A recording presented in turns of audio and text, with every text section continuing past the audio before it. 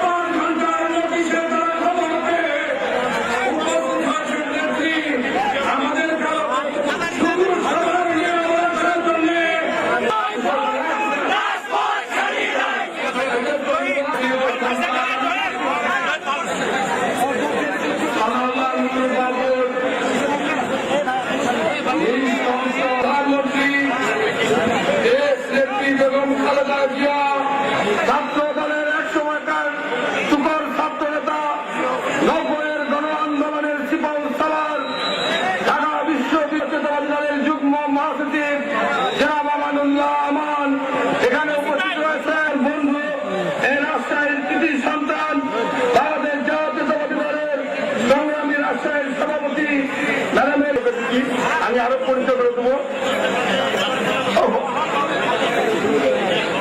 বাংলাদেশ জাতীয়তাবাদী মহিলা দলের সভানেত্রী ওই বাবুর চেয়ার দখল করবে এটা হতে আমি দেব না। ম্যাডাম মানুষ আসলে না বলতে চান বাবুর স্ত্রী কোন নেতা নেই। প্রত্যেকটা হত্যাকাণ্ড আওয়ামী লীগ নেতাদেরকে মুকুলকে তারা হত্যা করেছিল, সেই মুকুলের স্ত্রীকে আমি চেয়ারম্যান করেছি, এখনো চেয়ারম্যান।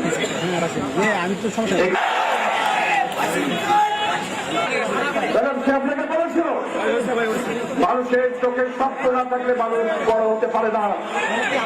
আজকে জীবন্ত বাবু যতটুকু বর্ণনা ছিল ম্যাডাম, আসলে বাংলাদেশের মানুষের কাছে এই শহীদ বাবু তার চাইতে আমরা নাটোরের মানুষ আপনাকে হলফ করার দিকেও বলেছি, আজকেও বলতে চাই আমাদের রাজনীতিতে কোনো বিরোধ নাই, বিভেদ নাই।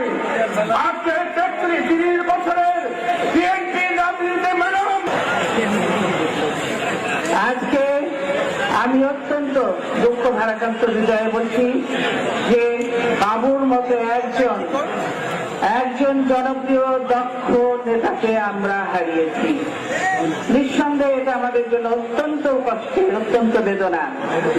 আপনারা হারিয়েছেন আপনাদের একজন প্রিয় সন্তানকে, এই নাটোরের একজন প্রিয় সন্তানকে আপনারা হারিয়েছেন। প্রিয় ভাই ও বোনেরা, বাবু কি অপরাধ ছিল সেদিন, কি করেছিল বাবু অন্যায় যে বাবুকে এরকম ভাবে হত্যা করা হলো? আজকে যে সরকার, এই সরকার গণতান্ত্রিক সরকার নয়, এই সরকার একটি স্বৈরাচারী দুর্নীতিবাজ খুনি সরকার। এই সরকার একের পর এক মানুষ হত্যা করে চলেছে। এই সরকার আপনারা দেখেছেন এর আগেও আমাদের অনেক নেতা কর্মীকে বিভিন্ন জায়গায় হত্যা করেছে। তারা ভাবে যে যেখানে জনপ্রিয় হয়ে উঠে হয় তাকে হত্যা করে, না হয় তাকে জেলে বন্দী করে। এই হলো এই সরকারের কাজ। এই সরকার মানুষকে ভয় পায়, আপনাদেরকে ভয় পায়। 2008 সালের 29শে ডিসেম্বরের নির্বাচনে আপনাদের ভোটে এই সরকার আসে নাই। সেজন্যই তার সবসময় একটা ভয় এই মানুষগুলাকে। সে তো এসছে মঈনুদ্দিন ফখরুদ্দিনের দয়ায়, সেজন্য এই মানুষগুলোকে ভয় পায়। যার জন্য আজকে দেখেন এই সরকারের বয়স 22 মাস। 22 মাসে কি এই দেশের মানুষগুলোর জন্য কোনো কাজ করেছে? সে একটা কাজ বলতে পারবেন, একটা সফলতা বলতে পারবেন যে তারা করেছে? কোনো সফলতা তাদের নাই। তাদের সফলতা আছে একদিকে, তাদের নেতা কর্মীরা একের পর এক মানুষ খুন করছে, একের পর এক মানুষের জমি দখল করছে, টেন্ডারবাজি করছে, জায়গা দখল করছে, দোকানপাট দখল করছে, বাড়িঘর দখল করছে, কবরস্থান দখল করছে, শ্মশান দখল করছে, ব্যবসা প্রতিষ্ঠান দখল করছে, ইউনিভার্সিটির মেয়েদেরকে পর্যন্ত তারা তাদের সম্ভ্রমহানি ঘটাচ্ছে। এই জিনিসে তাদের সফলতা, কিন্তু কোন কাজ, ভালো কাজে তাদের কোনো সফলতা নাই। ঠিক একই অবস্থা হয়েছিল কিনা দেশের ফলে, ঠিক একই অবস্থা মানুষ ছিল তখনও 30,000 মানুষকে হত্যা করেছে মুক্তিযোদ্ধা সহ, সেই সিরাজ সিকদার সহ তারা বিভিন্ন বাহিনী তৈরি করে তারা হত্যা করেছে। এখনো আবার তাদের বিভিন্ন বাহিনী নামিয়ে বিএনপিকে নিশ্চিহ্ন করা মঈনুদ্দিন ফখরুদ্দিন করতে পারে না। এই বাবুর মতো তৃণমূলের নেতা কর্মীরা সব ছিল বিধায় বিএনপির কোনো ক্ষতি করতে পারে নাই, কোনো জনসমর্থন নিতে পারে নাই। তাই বিএনপি আবার সোজা হয়ে ঘুরে দাঁড়িয়েছে, এটাই তাদের ভয়। বিএনপি আবার দাঁড়িয়েছে, বিএনপি আবার জনগণের সমর্থন পাবে, সেই জন্য খুনিরা নেমেছে এখন হত্যা। আপনারা আগে জানেন যে ঢাকা সিটিতে আমাদের এক কমিশনার এই সরকারের লোকেরা খুন করেছে, যুবদলের নেতাদের খুন করেছে। তারপরে এই সরকারের লোকেরা, এই এজেন্সির লোকেরা ঢাকায় আমাদের কাউন্সিলর চৌধুরী আলমকে তারা আজকে 100 দিন হয়ে গেল তারা নিয়ে গেছে, এখন পর্যন্ত তার কোনো খবর নাই। তার মানে সে যে আর বেঁচে আছে বলে আমরা বিশ্বাস করতে পারি না। সরকার এখন পর্যন্ত তাকে, তার কোনো খবর আমাদের কাছে দিতে পারেনি, কিন্তু সরকারের এজেন্সির লোকেরা তাকে ধরে নিয়ে গেছে। এই হলো সরকারের অবস্থা। এই সরকার আপনাদেরকে যে কথা দিয়েছিল যে দ্রব্যমূল্য কমাবে, মঈনুদ্দিন ফখরুদ্দিন বাড়িয়েছিল সেই জিনিসের দাম কমাবে, সেটা কি কমাতে পেরেছে? দাম তো আগুন এখন মানুষের ধরাছোঁয়ার বাইরে, ঠিক কিনা? আমি ঠিক বলছি? চাউলের দাম, মোটা চালের দাম 35 টাকা, ডালের দাম 100 টাকা, 110 টাকা, তেলের দাম 100 টাকা। এই হলো জিনিস। প্রত্যেকটা সবজির দাম বেশি, মাছ মাংস তো দূরের কথা। যাদের সামর্থ্য আছে তারা বাঁচিয়ে রাখছে, শিল্প কলকারখানাগুলোতে খরচ বেশি পড়ছে, ফলে আমরা প্রতিযোগিতায় পারবো না। এই হলো অবস্থা। আর বিদেশি কোনো বিনিয়োগ হচ্ছে না, ফলে দেশে আজকে আমদানি নেই, রপ্তানি নেই, আমদানি নেই, রপ্তানি নেই। আজকে দেশের মানুষের কোনো কাজ নেই। এই যে মফস্বল শহরগুলিতে এই এলাকায় কোনো উন্নয়ন নেই। উন্নয়ন হচ্ছে? কোনো উন্নয়ন নেই। উন্নয়ন না হলে মানুষ অন্য কোনো অন্য জায়গা থেকে পরিচালিত হচ্ছে এই সরকার। তাদের আদেশ নির্দেশে এই সরকার পরিচালিত হচ্ছে। তাদের লক্ষ্য উদ্দেশ্য এই দেশকে পঙ্গু করে দেওয়া, গিয়ে এই দেশকে একটি আশ্রিত রাজ্য বানিয়ে ফেলা। কারণ এই হলো এই সরকারের লক্ষ্য উদ্দেশ্য। এই সরকার আপনারা দেখেছেন এখন নিজেরা দুর্নীতি করছে, সবাইকে অবাধে দুর্নীতি করে, তার দলের লোকজনকে অবাধে দুর্নীতি করার সুযোগ করে দিচ্ছে। এবং শুধু তাই নয়, জাতীয় সংসদকে ব্যবহার করছে দুর্নীতিতে ফিল দেওয়ার জন্য, জাতীয় সংসদকে ব্যবহার করা হচ্ছে। এই হলো এই সরকারের নীতি। কাজে তারাই কাজ জানে, তারাই ভালো অফিসার এবং তারা যোগ্য অফিসার, তাদের সিনিয়রিটি আছে, অভিজ্ঞতা আছে, আর তাদেরকে ওএসি করে রেখে দলীয় লোকজন লোকদেরকে প্রমোশন দেওয়া হচ্ছে, 2টা 3টা 4টা করে প্রমোশন দিয়ে বিভিন্ন বড় বড় উচ্চ পদে বসানো হচ্ছে। ফলে কি হয়ে গেছে, প্রশাসন আর চলে না, তারা কাজ জানে না, আর কোনো ফাইল লড়ে না, সব ফাইল বন্ধ হয়ে আছে। যার জন্যই দেশের অর্থনৈতিক অবস্থা খারাপ, দেশের ব্যবসা বাণিজ্য বলতে কিছু নাই, দেশের আইন শৃঙ্খলা বলে কিছু নাই, দেশের উন্নয়ন বলে কিছু নাই, দেশের বিদ্যুৎ নাই, গ্যাস নাই, পানি নাই, দেশ শুধু নাই নাই আর নাই। আর ঢাকা শহরে যান, যেমন দ্রব্যমূল্যের দাম বেশি, তারপরে আর যানজট, অসময়ে যানজট, গাড়ি ঘোড়া কিছুই চলে না। এই হলো অবস্থা। শিক্ষা প্রতিষ্ঠান যানজট দূর করতে পারেন না, তারপরে বিদ্যুৎ দিতে পারেন না, সেজন্য বলেরা শিক্ষা প্রতিষ্ঠান বন্ধ করে দেয়। গ্যাস দিতে পারে না, গ্যাস স্টেশন বন্ধ করে দেয়। এই কি সমাধানের পথ? এই সমাধানের পথ হতে পারে না। এটা হলো ব্যর্থতার পথ। তারা যে ব্যর্থ, তারা স্কুল বন্ধ করে দিয়ে আমাদের ছেলেদের শিক্ষা ভবিষ্যৎ নষ্ট করছে।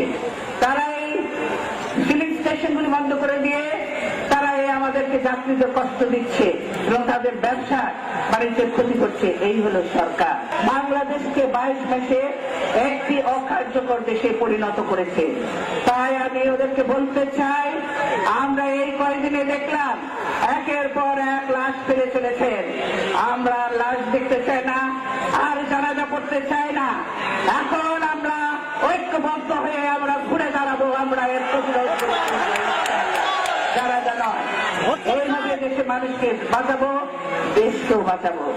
তাই আমরা বিশ্বাস করি, আমরা বাবুকে হারিয়েছি, বাবুকে আর কোনোদিনও ফিরে পাবো না।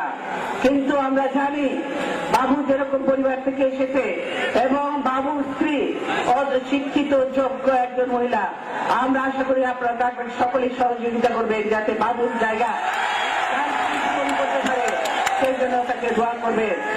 আমরা তার মেয়েগুলো এত ভালো মেয়ে, লেখাপড়ায় এত ভালো, এত মেধাবী মেয়ে, তারা যেন লেখাপড়া করতে পারে সেদিকেও আমাদেরকে খেয়াল রাখতে হবে। কিছুই রেখে যায়নি, নিঃস্ব অবস্থায় ছেড়ে গেছে সে, তার দায়িত্ব আমাদের সকলের।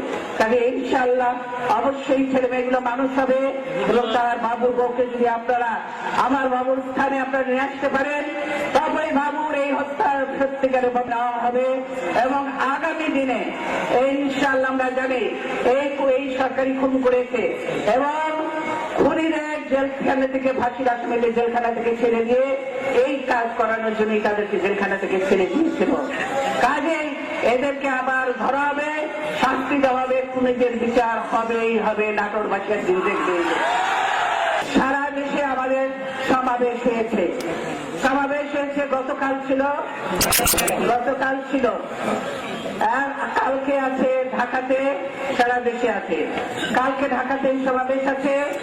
এই যে আজকে সিরাজগঞ্জে এতগুলো মানুষকে হত্যা করেছে এই সরকার, খুনি সরকার, পরিকল্পিত ভাবে এই সিরাজগঞ্জের এটা কোনো দুর্ঘটনা ছিল না। আমি আবারও বলবো, এইটা ছিল একটা পরিকল্পিত হত্যা। এতগুলো মানুষকে স্বৈরাচারের সময় দিয়েছি। এই সরকারের প্রথম দিন থেকেই আমরা রক্ত দিয়ে চলেছি, জেল জুলুম অত্যাচার সহ্য করে চলেছি। যাকে ধরতে পারে না তাকে রিমান্ডে নিয়ে অত্যাচার করে একজন থেকে আরেকজনের নামে মিথ্যে মামলা তৈরি করে এবং সাদা কাগজে সই নিয়ে মিথ্যে জিনিস তৈরি করে তারা তাদের ভিতরে রিমান্ডে। আমি সরকারকে বলতে চাই, এই রিমান্ড ব্যবসা বন্ধ করেন, রিমান্ডে নিয়ে অত্যাচার বন্ধ করেন। তাহলে রিমান্ডে নিয়ে যারা অত্যাচার করছে তাদেরকে বলে দিতে চাই, আপনারা এই দেশেই মানুষ, এই দেশেই থাকবেন, চাকরি হলে চাকরি করবেন, আর চাকরি শেষ হলেও এই দেশে থাকবেন। কিন্তু আপনারা যে অত্যাচার, যে জুলুম করছেন রিমান্ডে নিয়ে, তার জন্য আপনাদেরকে জবাব দিয়ে, আপনারা যেখানেই থাকেন না কেন জবাবদিহি করতেই হবে এবং শাস্তি ভোগ করতেই হবে। আপনাদেরকে রিমান্ডে নিয়ে অত্যাচার এটা বন্ধ করতে হবে। প্রিয় ভাইয়েরা, আহত হয়েছে, রাজশাহী নাটোর হাসপাতালে আছে। আমরা তাদের জন্য দোয়া করবো। এই শুধু তাই নয়, এই সাংবাদিকরাও তাদের টার্গেট।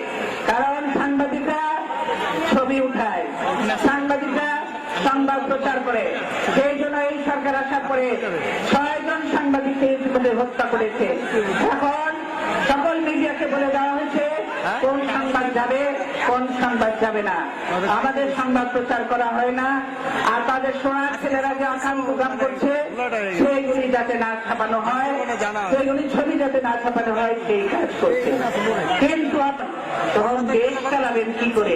তারা নিজের দলকে নিয়ন্ত্রণ করতে পারে না, তারা দেশ চালাবি কোথা থেকে? আওয়ামী লীগ কোনো ধরনের দেশ চালানোর জন্য আসেনি। আওয়ামী লীগ যদি ক্ষমতায় আসে লুটপাট করার জন্য, ধ্বংস করার জন্য, হত্যা করার জন্য, আর দেশ বিক্রি করার জন্য তারা ক্ষমতায় আসে। তাই আপনাদের আমারও বলতে চাই যে আসুন দেশকে রক্ষা করব, দেশের মানুষকে রক্ষা করব, দেশকে উন্নতির পথে এগিয়ে নিয়ে যাব এবং সকল হত্যার এই আওয়ামী লীগ আমলে যত হত্যা হয়েছে এখন শুধু নয়, সেই আওয়ামী লীগ স্বাধীনতার পর থেকে যত হত্যা করেছে সব হত্যার বিচার করতে হবে, সব হত্যার বিচার করতে হবে, কোন হত্যা মারা যাবে না। তবে বলে আপনাদেরকে সকলকে ধন্যবাদ জানিয়ে আমি আমার বক্তব্য শেষ করছি। আল্লাহ হাফেজ। বাংলাদেশ জিন্দাবাদ। বাবুর আস্তার মাত্রা চালু করছি।